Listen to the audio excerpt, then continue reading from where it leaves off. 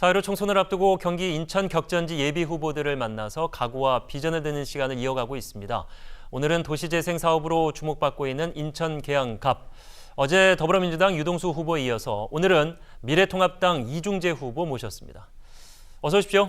예, 안녕하세요. 예, 후보 등록은 마치셨죠? 예, 마쳤습니다. 예, 이제 마감이 이제 1시간 정도 남긴 상황에서 당의 단수 추천이 돼서 연일 바쁘게 이제 지역구를 누비셨을 텐데 부장검사와 외교관 출신 변호사로 화려한 이력을 또 갖고 계십니다. 출마의 변부터 들어보도록 하겠습니다. 예, 저는 두 가지 이유를 출마의 변으로서 들겠습니다. 첫 번째는 조국 전 법무부 장관 사건, 또 김기현 전 울산시장 선거에 있어서의 청와대 개입 의혹 사건, 이런 사건에서 볼 수 있듯이 우리 사회의 민주주의와 법치주의가 심각하게 무너져 내리고 있다.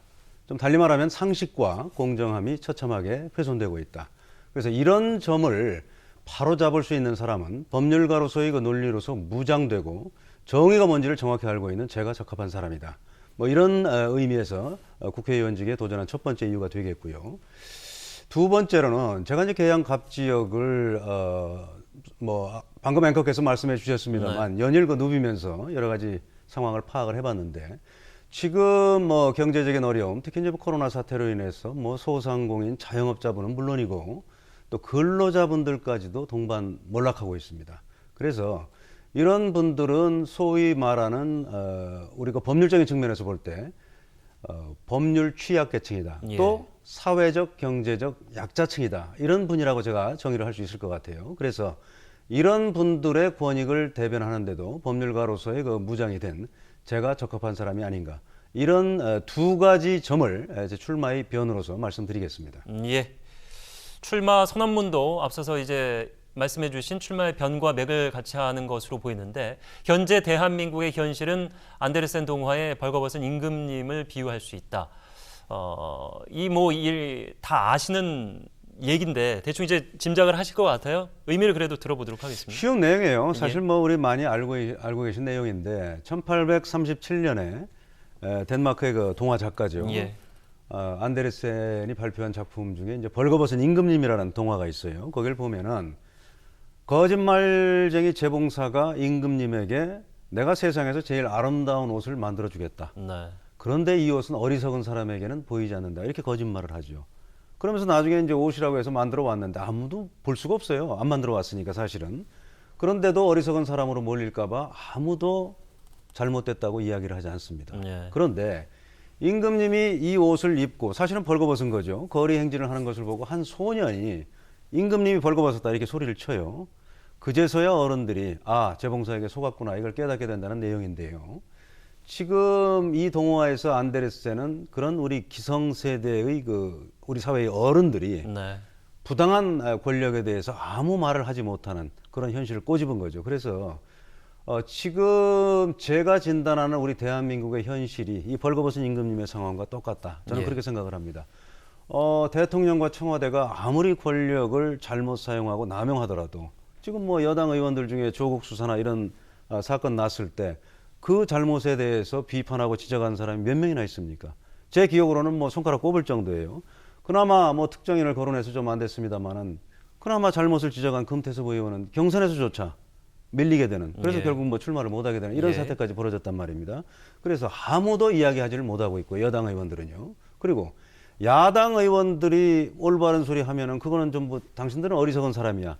이런 식으로 지금 치부되고 있는 상황이기 때문에 지금 대한민국의 현실은 벌거벗은 임금님의 상황과 거의 동일하다. 그래서 시급한 시정이 필요하다. 저는 그렇게 보는 겁니다. 예. 출마의 변 그리고 출마 선언문의 내용까지 좀 짚어봤고요. 이번에는 지역 현안과 관련된 공통 질문으로 들어가도록 하겠습니다. 인천 계양갑 후보들에게 드리는 질문 3가지. 먼저 첫 번째 사안은 교통 관련 문제인데 어제도 똑같은 질문을 드렸습니다. 계양 지역은 이제 오가신 분들 다 느끼겠습니다만은 인천 안에서도 서울과도 그리고 경기 지역 여타 지역과도 가장 빠르게 접근할 수 있는 그런 지역적 이점이 있는데 이것을 적극적으로 활용하지 못했다라는 이야기도 있고 또 다른 방안이 필요하다 이런 지적도 있습니다. 거리상으로는 굉장히 가깝죠. 예. 거리상으로는 서울이든 어디든 굉장히 가까운데 그거는 자동차를 타고 출퇴근하는 예를 들어서 그런 분들의 이야기예요. 네. 그런데 자동차도 사실은 많이 막히죠. 서울 외곽순환 고속도로도 그렇고 저 경인고속도로 그걸 지금 많이 막혀요. 그러나 그렇지만은 어쨌든 자동차로 출퇴근을 하는 분들은 그나마 좀 나은데 예. 지금 뭐 효성동, 작전동, 서운동 지역 그 넓은 지역에 지하철역이라고는 딱 작전역 하나밖에 없어요. 예. 저는 이 우리나라 광역시에 저는 뭐 검사 시절 뭐 여러 도시에서 근무를 해봤습니다만은 광역시의 대중교통이 이렇게 불편한 지역은 저는 처음 봤습니다. 네.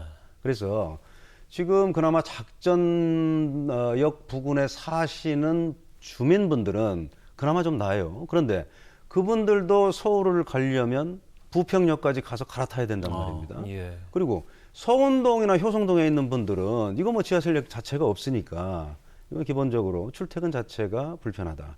그래서 저는 이 부분은 반드시 효성동, 작전동, 서운동 지역에 지하철역을 만들어야겠다. 지금 이런 공약을 제가 내세운 거고요. 예. 그리고 이거는 현실적으로 불가능하지 않다. 그리고 충분히 실현 가능한 공약이다. 이렇게 말씀드릴 수 있는 게 이미 2016년도에 국토교통부에서 제3차 국가철도망 구축 계획을 발표를 했습니다. 거기를 보면은 서울 지하철 2호선의 홍대 입구에서 부천시 원종동까지 거기에 뭐 철도를 구축하는 걸로 이미 계획이 돼 있어요. 네. 그렇기 때문에 부천시 원종동에서 우리 그 계양 갑 지역의 효성동 지역까지 한 9.54km입니다. 그 지역만 새로 연결하면은 충분히 뭐 지하철이 가능하기 때문에 이거는 충분히 실현 가능한 공약이다. 저는 이렇게 생각을 하고요. 그리고 이제 또 한 가지 덧붙이자면은 우리가 뭐 지역에 지하철을 신설할 예산을 결국은 뭐 중앙 정부에 요청을 해야 되는데 이거는 중앙 정부에 일방적으로 사정하는 그런 개념이 아니다. 네.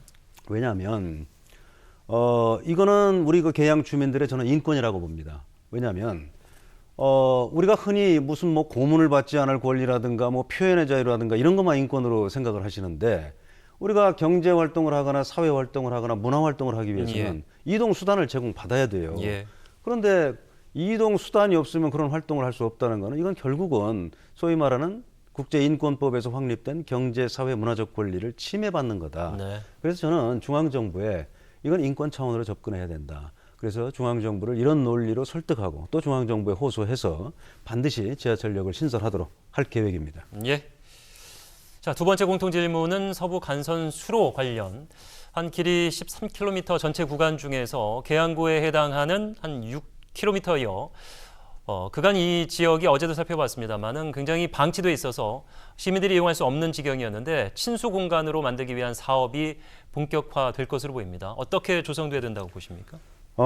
지금 이 부분도 참 안타까운데요. 이게 이미 제가 파악을 해보니까 2012년도에 네. 한번 뭐 이런 친수공간 조성 사업을 했어요. 예산도 뭐 꽤 예. 들어갔던데.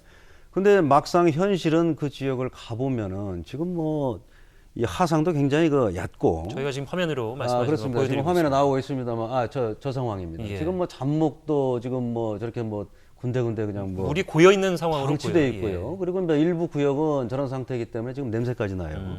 그래서 저거는 정말 21세기 대한민국에서 있어서는 안 될 일이다.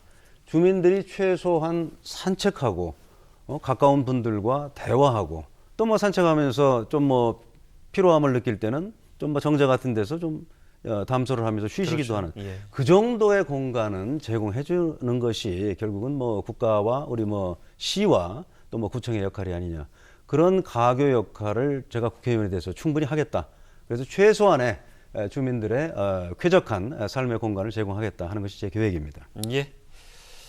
자, 무엇보다 계양의 고민 중에 큰 부분은 재정 자립도 20%가 채 안 된다고 발표가 되고 있는데 그래서 세 번째 공통 질문으로 드리도록 하겠습니다. 더 많은 일자리를 창출해야 이 재정 자립도에 기여를 할 수 있는데 여기와 관련된 계획은 어떻게 갖고 계십니까? 이거 뭐 두 가지로 제가 말씀드리겠습니다. 우선 일자리 창출은 그냥 되질 않아요. 현 정부 들어서 지금 뭐 대통령께서 한 뭐 2년 반 동안 취임하시고 54조 원을 퍼붓잖아요. 네. 그런데 효과 없지 않습니까?